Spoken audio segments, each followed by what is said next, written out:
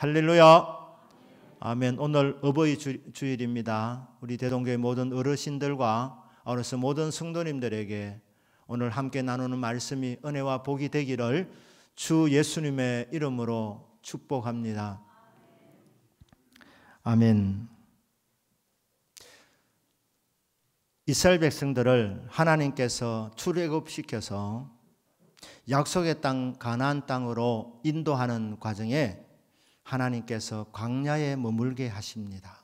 시내 광야에 머물게 하십니다. 사실 이집트에서 약속의 땅 가나안까지 가는 길 보름이면 충분하게 갈 수 있는 거리입니다. 그런데 보름 만에 갈 수 있는 길을 40년 만에 들어갔습니다. 왜 그러냐면 하나님이 보실 때에 가나안 땅에 들어갈 마음 준비가 안 되어 있었기 때문입니다. 430년 동안 이집트의 파라오 밑에서 시달리다가 그들이 종체질로 굳어졌기 때문에 가나안 땅에서 자유인으로 살아가는 이것이 쉽지 않을 것을 아시고 하나님께서 이스라엘 백성들로 하여금 광야의 시간을 갖게 하셨습니다. 광야의 40년은 훈련 기간이었습니다. 약속의 땅에 들어갈 수 있는 마음 준비를 하는 영적인 훈련 기간이었습니다. 하나님께서 이스라엘 백성을 출애굽시키고 나서 3개월이 되었을 때 출애굽기 19장 1절에 보면 이스라엘 백성들이 시내 광야에 도착합니다.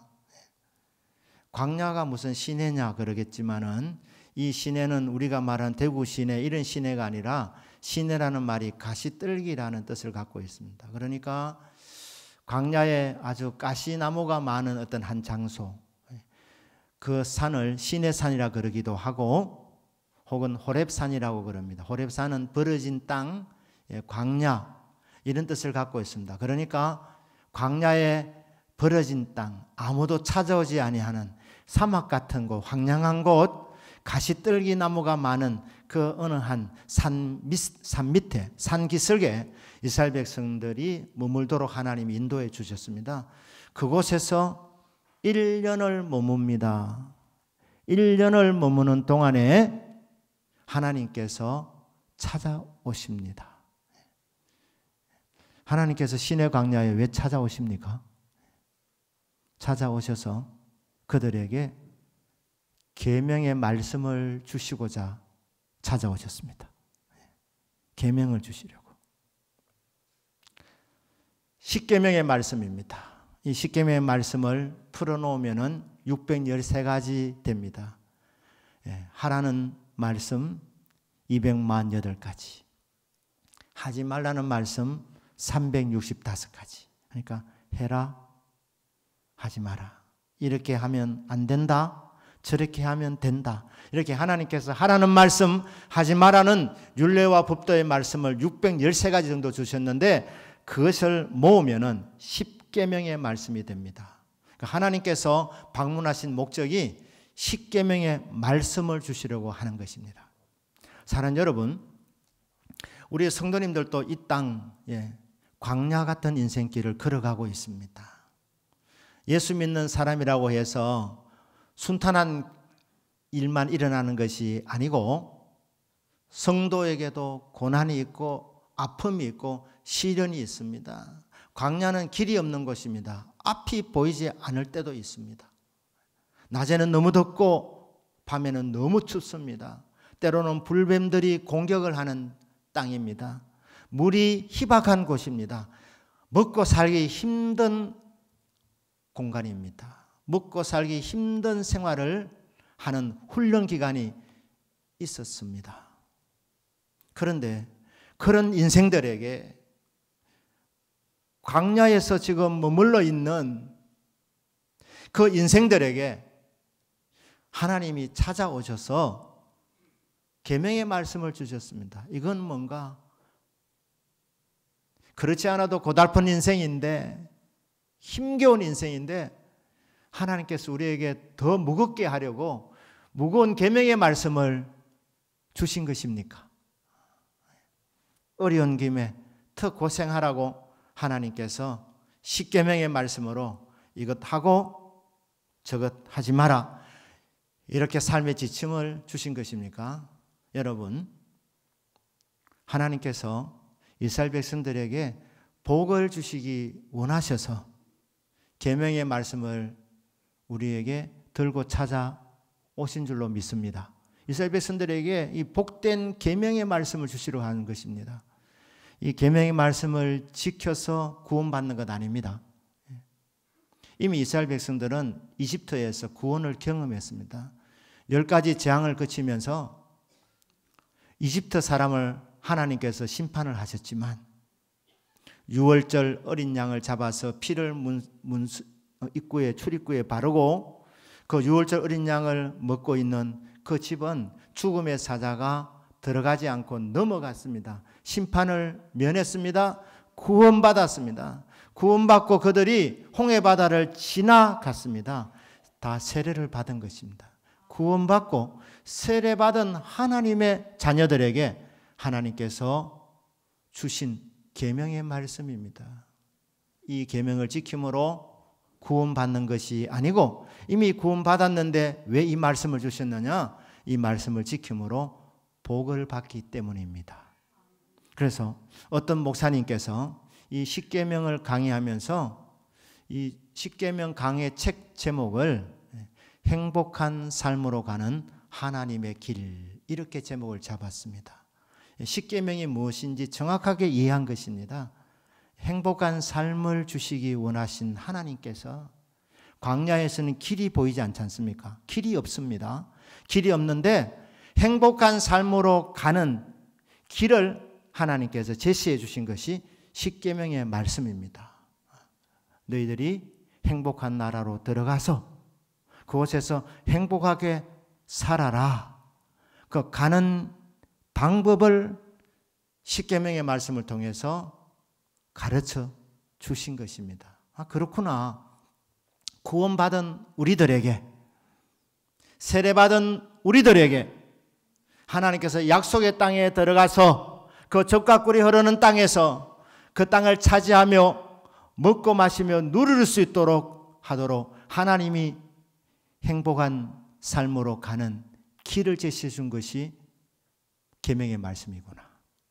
하나님의 방법, 하나님 제시한 길. 이스라엘 백성을 복되게 하시고자 하는 하나님의 마음이 담겨져 있는 것이 바로 십계명의 말씀입니다. 그렇습니다. 이런 계명의 말씀은 무거운 말씀이 아닙니다. 안 그래도 복잡한데, 안 그래도 힘든데 또 이것까지 지켜야 되나? 우리를 무겁게 하는 말씀이 아니라 우리에게 진정한 복을 주시기 원하신 하나님께서 주신 선물이 바로 하나님의 말씀이구나. 계명의 말씀이구나 믿으시면 틀림이 없습니다. 우리 잘 되게 하시려고 주신 하나님의 길, 이것이 십계명의 말씀입니다. 그렇기 때문에 이 십계명, 모든 계명은 지키면 복이 옵니다. 하나님께서 하라는 말씀, 하지 말라는 말씀 하셨습니다. 하라는 건 하면 되고 하지 말라는 것은 안 하시면 됩니다. 그러면 우리의 삶에도 복이 넘쳐나게 됩니다. 그런데 이 십계명의 말씀이 하나하나가 다 복된 계명의 말씀인데 그 중에서 가장 복된 말씀이, 가장 복된 계명이 제5계명입니다. 자, 10계명을 나누면 보통 1계명부터 4계명까지는 인간이 하나님과의 관계에서 주어지는 계명으로 그렇게 봅니다.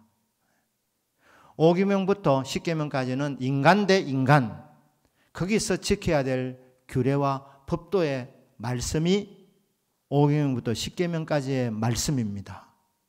그렇다면 제5계명은 모든 인간관계에 있어서 사회생활을 할 때 우리의 모든 삶에 가장 으뜸되는 윤리 지침이 되겠습니다. 여러분, 제5계명을 잘 지키시면 여러분들은 사회생활도 잘 하실 수 있으십니다.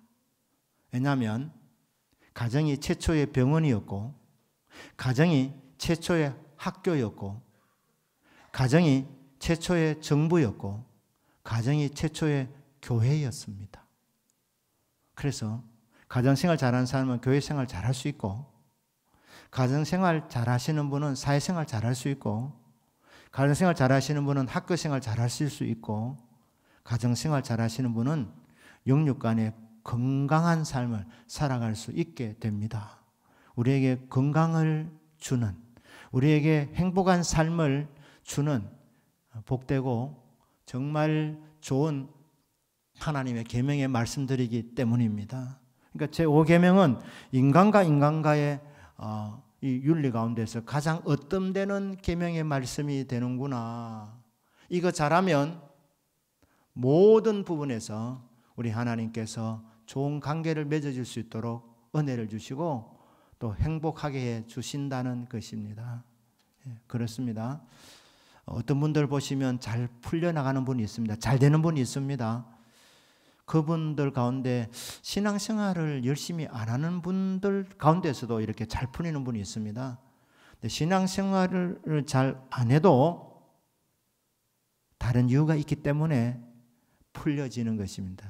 그 이유를 들여다보시면 효도하는 그 모습을 보게 될 것입니다. 이게 성경에 약속되어진 축복이기 때문에 제5계명을 지키는 사람, 이 약속대로 하나님께서 반드시 복을 내려주십니다. 왜냐하면 하나님 인생이 아니시기 때문에 실현하지 아니하십니다. 하나님 말씀하시면 반드시 하나님께서 지키십니다. 그런데 인간과 인간과의 관계에서 으뜸되는 계명이기도 하지만 제1계명부터 4계명까지가 하나님과의 관계에 주시는 계명으로 말씀드렸는데 제5계명은 하나님과의 관계에도 해당되는 계명이 됩니다. 그렇기 때문에 제5계명은 연결고리입니다.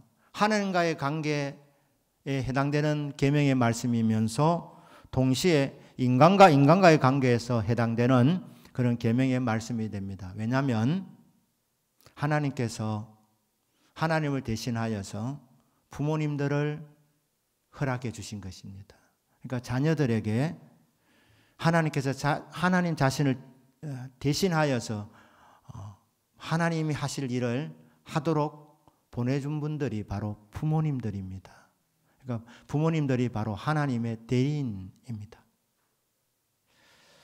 우리가 이 땅을 살아가면서 하나님께서 특별하게 직접적으로 이렇게 나타나셔서 도와주실 때가 간혹 있지만은 대부분의 경우는 부모님을 통해서 자녀를 보호해 주시고 부모님을 통해서 사랑을 받게 하여 주시고 부모님을 통해서 영양분을 공급받고 부모님을 통해서 자라도록 하나님께서 하신 것입니다. 그렇기 때문에 부모를 거역하는 것은 하나님의 대리인으로 보내신 하나님을 거역하는 것이 되는 것입니다. 하나님을 대항하는 것이 되는 것입니다. 그러니 부모에게 순종하는 것은 하나님의 대리인인 부모에게 순종함을 통해서 하나님께 순종하는 것이 되는 것입니다. 그렇기 때문에 제5계명은 특별한 것입니다. 특별한 것. 뿐만 아니라 이 제5계명의 독특한 부분은 오늘 본문 말씀 보시면 나와 있습니다. 네 부모를 공경하라. 여기서 끝나면 되는데 그리하면 이 조건이 따라옵니다. 네 부모를 공경하면 어떻게 되느냐? 그리하면 네 하나님 여호와가 내게 준 땅에서 내 생명이 길리라. 그러니까 제5계명은 어떻게 되어 있느냐면 명령과 약속으로 구성되어져 있습니다. 명령이 무엇입니까? 네 부모를 공경해라. 네 부모에게 순종해라. 자, 이렇게 명령이 있고 그 다음에 약속이 따라옵니다. 그리하면 이렇게 약속이 주어지고 있습니다. 제1계명 나 외에 다른 신이 없느니라. 거기는 그리하면이 없습니다. 약속이 주어져 있지 않습니다. 이 계명, 우상을 숭배하지 마라. 만들지도 말고 거기 절하지도 마라. 거기에 약속 없습니다. 물론 이 계명에 대한 설명은 있습니다. 우상이 무엇인지. 그렇게 설명은 나와 있지만 약속이 주어져 있지는 않습니다. 제3계명 말 조심해라. 거기도 약속은 주어져 있지 않습니다. 제4계명 안식일을 거룩하게 지켜라. 거기도 보면 약속은 주어져 있지 않습니다. 그러니까 약속이 주어져 있는 계명은 제5계명이 처음입니다. 그렇기 때문에 약속이 있는 첫 계명이 제5계명입니다. 1, 2, 3, 4계명은 약속이 없다. 제5계명이 약속이 있는 첫 계명이다. 그럼 6계명부터는 그러면 설명이 있느냐? 없습니다. 예. 예. 잠잠할지어다. 자, 6계명부터 10계명까지 거기도 약속이 없습니다. 약속이 없어요. 그러니까 첫 계명이면서 동시에 유일한 약속이 주어진 계명입니다. 그렇기 때문에 5계명이 특별하다는 겁니다. 인간관계에 으뜸되는 계명이고 이 계명은 하나님과의 관계도 해당되는 계명이기 때문에 특별한 계명이다. 아울러서 이 계명은 약속이 주어져 있는 계명이다. 그래서 아주 특별한 계명이라는 것입니다. 그러면 어떤 약속이 주어져 있는가? 우리 말씀을 통해서 한번 살펴보면서 은혜를 받고자 합니다. 먼저 우리 골로새서 3장 20절 말씀을 우리 한번 보겠습니다. 우리 같이 읽겠습니다. 시작. 자녀들아 모든 의 부모에게 순종하라. 이는 주 안에서 기쁘게 하는 것이니라. 자, 이 출애굽기 20장 12절 말씀이 너무너무 중요한 말씀이기 때문에 이 말씀이 신약 성경에도 도처에 나옵니다. 바울이 해석한 것이죠. 5계명의 말씀을 자녀들아 모든 일에 부모에게 순종하라. 모든 일입니다. 한두 가지 일이 아니라 모든 일. 영어로 보니까 in everything. 그러니까 모든 일에 부모에게 순종해라. 이는 주 안에서 기쁘게 하는 것이니라. 근데 여러분, 우리 한글 번역을 가만 보시면 누구를 기쁘게 하는 것입니까? 그러면 자녀들아 모든 일에 부모에게 순종하라. 이는 주 안에서 기쁘게 하는 것이니라. 자, 기뻐하는 대상이 누굽니까? 그러면 부모님이 기뻐합니까? 부모님도 기뻐하실 수 있으시죠? 자녀가 효도하면 부모가 기뻐합니다. 그 다음에 효도하는 자식도 보람이 있습니다. 그렇기 때문에 기쁨이 있는 것입니다. 기쁨이 있는 것입니다. 하지만 영어 성경에 보시면 이게 분명히 나와 있습니다. 뭐냐면 이는 주를 기쁘시게 하는 것이니라. 그러니까 왜 주 안에서라고 번역했는지 모르겠어요. 목적어인데 이는 주를 기쁘게 하는 것이니라. 여러분, 부모를 공경하는 것은 부모에게도 기쁨이 되지만 그리고 이 효도하는 자신에게도 흐뭇함이 있지만 기쁘지만 부모를 공경하는 것은 근본적으로 주님을 기쁘시게 해야 되는 일입니다. 그렇기 때문에 해야 되는 일이에요. 나를 구원해 주신 주님을 기쁘시게 된 일이 뭐냐? 이것은 부모를 공경하는 것이다. 이게 골로새 3장 20절 말씀입니다. 이건 당연히 해야 되는 것입니다. 주를 기쁘시게 되는 일이니까. 에베소 6장 1절입니다. 같이 읽겠습니다. 시작. 자녀들아 주 안에서 너희 부모에게 순종하라. 이것이 옳으니라. 주를 기쁘시게 하는 일이기 때문에 해야 되고 여기는 보니까 이것이 옳은 일이랍니다. 부모에게 순종하는 것. 지금 시대 풍조가 이상하게 돌아가고 있지만 그것 때문에 가정이 무너지고 있지만 부모에게 효도하는 것은 이것은 어느 시대든지 이것은 옳은 일입니다. 이게 틀린 일이 아닙니다. 옳은 일이기 때문에 부모에게 순종하는 것이 마땅합니다. 6장 2절 3절입니다. 읽겠습니다. 시작. 네 아버지 어머니를 공경하라. 이것은 약속이 있는 첫 계명이니 이로써 네가 잘되고 땅에서 장수하리라. 자, 부모를 공경하는 것은 첫째, 주님을 기쁘시게 하는 일이기 때문에 해야 되는 일이고, 두 번째, 이것은 옳은 일이기 때문에 해야 되는 것이고, 세 번째, 이것은 약속이 있는 첫 계명이다. 그래서 부모를 공경하면 약속이 이루어지기 때문에 하라는 것입니다. 그러면 무슨 약속입니까? 무슨 약속? 잘 되는 복이 온답니다. 예. 왜 한 분만 아멘 하실까요? 잘된 밤입니다. 그리고 땅에서, 하나님 주신 땅에서 장수하리라. 장수하려면 건강의 복이 있어야 되겠죠. 여러분, 어떤 사람이 장수의 복을 받은 것이며 그냥 단순히 오래 사는 것이 아니고 잘 되면서 오래 사는 것이 바로 이게 장수의 복입니다. 오래 사시는데 볼 거 못 볼 거 다 보시면서 살아가시면, 험한 거 다 경험하며 살아가시면 이렇게 말합니다. 내가 살아도 사는 것이 아니다. 이렇게 말해요. 내가 지금 살고 있지만 사는 것이 아니라 이렇게 말하는 사람들이 있습니다. 왜? 너무 고생을 많이 하니까. 너무 못 볼 것을 많이 봤어. 너무 험악한 일을 많이 당해서 살아도 사는 것 같지 않아서 빨리 죽었으면, 이런 마음을 갖고 살아가는 것은 사는 게 아닙니다. 여러분, 잘 되고 장수하는 복을 받기를 바랍니다. 연세는 오래되셨는데 병상에서 오래 머물러 계신다면 그거는 장수가 아니라 연명입니다. 연명. 그러니까 연명이 아니라 그냥 살아서 움직이시고 활동하시고 누리시고 잘 되면서 이렇게 사는 것이 바로 장수의 복입니다. 그렇기 때문에 장수 앞에 뭐가 있습니까? 잘 되고 장수하리라는 것입니다. 누구에게? 부모에게, 공경하는 자에게 잘 되고 장수한다. 어디서? 하나님께서 주신 그 약속의 땅에서 잘 된다는 것입니다. 이스라엘 백성들이 40년 광야 생활을 했습니다. 훈련했습니다. 그들이 의심도 있었을 것입니다. 아니, 우리가 이렇게 이곳에서 헛송 세월을 해야 되나? 훈련만 받다가 끝나느냐?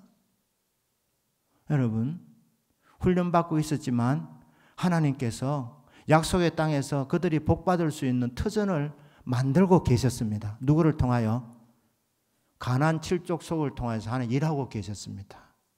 이스라엘 백성들은 그냥 말씀 훈련만 받으면 되었습니다. 말씀을 통해 은혜 받고, 말씀을 통해서 하나님의 말씀 원리대로 살아가는 훈련을 이걸 잘하는 이 훈련만 받으면 이스라엘 백성들이 노력하지 아니하는 땅을 언젠가 차지하게 되는 겁니다. 가나안 족속들이 그곳에서 영원히 살 줄 알고 그들이 땀을 흘리면서 집을 지었습니다. 그리고 집안에 방마다 그냥 좋은 물건으로 가득가득 채워놓았습니다.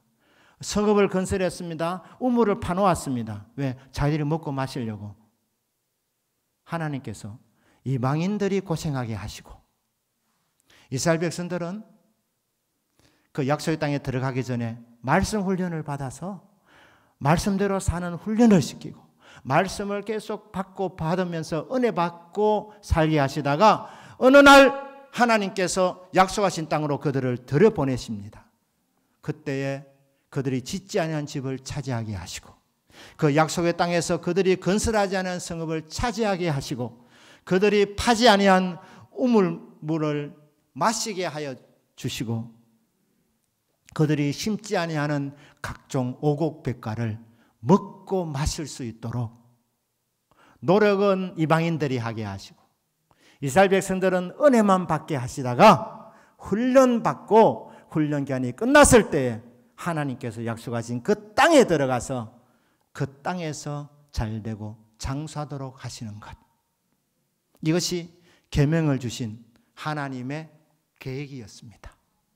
이스라엘 백성을 향한 하나님의 축복의 청사진이었습니다. 네 부모를 공경하기만 해라. 그래야면 언젠가 약속의 땅에 들어간다. 그때까지 너희들은 눈에 보이지 않지만, 너희들은 노력하지 않았지만 그들이 다 땀을 흘려놓았는데 그것을 그냥 차지하게 만들어 주시겠다. 이것이 하나님의 약속이었습니다. 사랑 여러분, 이스라엘 백성들에게 40년의 기간을 주신 것은 특별한 기간이었습니다. 그 기간은 부모로부터 사랑받는 시간, 부모로부터 양육받는 시간, 부모로부터 교육을 받는 시간, 부모로부터 돌봄을 받는 시간이었습니다. 아울러서 그 부모님을 공경하는 시간이었습니다. 부모에게 효도하는 훈련의 시간이 40년이었습니다. 이 40년의 훈련 기간이 끝나면 이 5계명의 말씀 약속하신 그대로 약속의 땅에서 복을 주시게 될 것이었습니다. 그들은 광야의 길을 걸어가면 이게 안 보여서 불평하고 원망했지만 하나님께 계명의 말씀 주신 목적이 바로 그러했다는 것입니다. 사랑하는 여러분, 저와 여러분에게도 이 광야 같은 인생길을 걸어가면서 우리들에게 부모님을 보내어 주셨습니다. 하나님의 대리인으로 부모님을 보내주신 것입니다. 물론 우리 성도들 가운데 부모님이 세상을 떠난 분도 있지만 그 부모님에게 효도하는 복을 받으시기를 주 예수님 이름으로 축복합니다. 부모를 공경하게 될 때 여러분의 삶 속에서도 땅에서 잘되고 장수하는 복이 오게 될 것입니다. 꼭 40년이 아닐 수는 있습니다만 여러분들에게 주어진 시간, 훈련의 시간, 이 말씀대로 부디 사셔서 하나님의 약속이 이루어지는 삶이 되기를 축복합니다. 그러면 이 효도의 모델로 예수님을 소개해 드리겠습니다. 예수님은 하나님이십니다. 그런데 우리를 구원하시려고 인간의 몸을 입고 이 땅에 태어나셨습니다. 인간의 몸을 입고 이 땅에 태어나심으로 말미암아 육신의 부모님이 생겼습니다. 아버지의 이름은 요셉이고 육신의 어머니의 이름은 마리아였습니다. 그러니까 요셉과 마리아가 어머님, 아버님이 된 겁니다. 부모님이 된 겁니다. 그런데 하나님이신 예수님, 근본이 하나님이시지만 부모님을 무시하지 아니하셨습니다. 부모님을 공경했습니다. 여러분, 공경한다는 말이 기본 의미가 무겁다는 뜻입니다. 부모님을 소홀히 여기지 않는 것, 가볍게 여기지 아니하는 것, 무겁게 여기는 것, 특별히 부모님이 말씀하실 때 그 부모의 말씀을 무겁게 귀담아 듣는 것, 바로 이것이 부모님을 공경하는 것입니다. 나를 위해서 수고하셔서 낳으셨고 진자리 마른 자리 참 가리지 않고 이렇게 참 수고해 주셨던, 기르면서 수고하셨던 이 부모님, 희생하셨던 그 부모님을 부모님 연세 들어서 연로해 주실 때 공경해 드린 것이 마땅한 것이죠. 윤여정 씨가 미나리 이 영화를 통해서 여우조연상을 받았는데 그 순자라는 그 할머니 역할을 했다고 합니다. 그런데 그 손자가 할머니에게서 할머니 냄새가 납니다, 이렇게 말했다는 거예요. 연세 드시면 노인 냄새 날 수 있습니다. 할아버지 할머니 냄새 날 수 있습니다. 그렇다고 멀리 할 것입니까? 무시할 것입니까? 우리 부모님 안 배워서 못 배워서 하면서 무시할 일입니까? 소홀히 여기지 않아야 됩니다. 부모님을 아주 비중 있게 대해드려야 됩니다. 돌보아 드리셔야 합니다. 우리 예수님께서 어떻게 하셨느냐? 예수님 부모를 공경한 것을 세 부분으로 이렇게 누가 나누었습니다.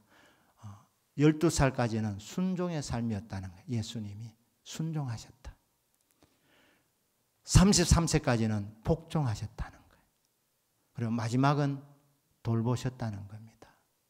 십자가 고통 가운데서 죽어가시면서 자기를 낳아주셨던 마리아를 생각하면서 아들이 죽는 모습 보면서 어머니가 얼마나 고통스러웠겠습니까? 그 모습을 보면서 예수님은 그 극심한 고통 가운데서 마리아를 생각했습니다. 그래서 어떻게 합니까? 사도 요한에게 마리아를 부탁합니다. 오늘부터 네 엄마다.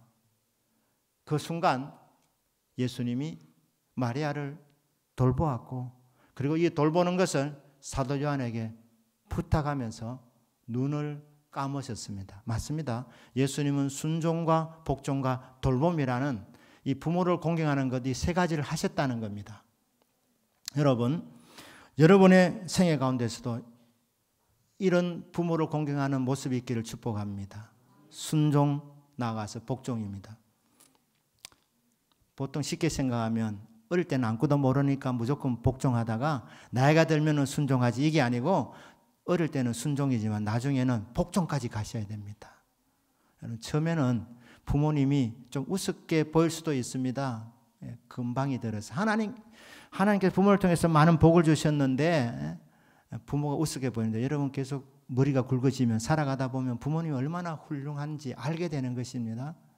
결혼할 때, 배우자를 선택할 때 여러분 자신의 안목으로만 결정하지 마시고 그때 부모님의 지혜를 빌리기를 바랍니다. 사실은 그때가 복종할 때입니다. 지혜로운 사람은 그때 부모의 가르침에 귀를 기울입니다. 그 복종이라는 게 복종. 내 생각이 있을 때, 내 견해가 있을 때, 그때 부모님께 한 번 더 여쭤보면서 부모님 생각이 내 생각과 다를 때 그때에 굴복하는 것, 그걸 복종이라는 거예요. 왜? 내보다 더 지혜로우신 분이니까. 내보다 더 경험이 많으시니까. 직장 선택할 때, 직장 생활할 때, 문제가 생길 때, 가정 생활하다가 자녀가 났을 때, 아이를 처음 낳았을 때 첫 경험 아닙니까? 그런데 부모님은 경험하셨기 때문에 그때마다 부모님의 도움이 필요한 것입니다. 부모님의 지혜가 필요한 것입니다. 그러니까 머리 굵어졌을 때, 내 힘으로 뭔가 할 수 있는 그 시점일 때, 그때 오히려 내 생각 내려놓고 부모님께 온전히 굴복하는 사람, 그 사람이 복받을 사람입니다. 진짜 지혜로운 사람입니다. 그러니까 순종해서 굴복으로 나아가는 것. 그리고 마지막은 돌보아 드리는 겁니다. 처음에 내가 돌봄을 받았는데 역할이 바뀌는 겁니다. 하나님께서 여러분의 복을 주시면 이것을 그냥 당연하게 생각할 것이 아니라 은혜로 믿으시고, 하나님께서 왜 이렇게 복을 주셨나, 왜 힘을 주셨나, 효도하라고 주신 줄로 믿으시기를 바랍니다. 할 수 있는 여건을 하나님께서 주셨구나. 그래서 기쁜 마음으로 부모님을 돌보아 드리는 것, 이것이 부모를 공경하는 것입니다. 순종과 복종과 돌보아 드리는 것, 이것이 부모를 공경하는 삶이라는 것이죠. 저와 여러분은 이 일을 할 수 있습니다. 왜 그러냐 하면 우리가 예수를 믿을 때에 성령을 받았기 때문입니다. 성령의 호칭 중에 하나가 주의 영입니다. 우리는 예수님의 영을 받은 사람들입니다. 그렇기 때문에 내 안에 예수님의 영이 계시기 때문에 예수님처럼 생각할 수 있게 되는 겁니다. 예수님과 같은 마음이 되는 거예요. 예수님처럼 움직일 수 있게 되는 것입니다. 왜?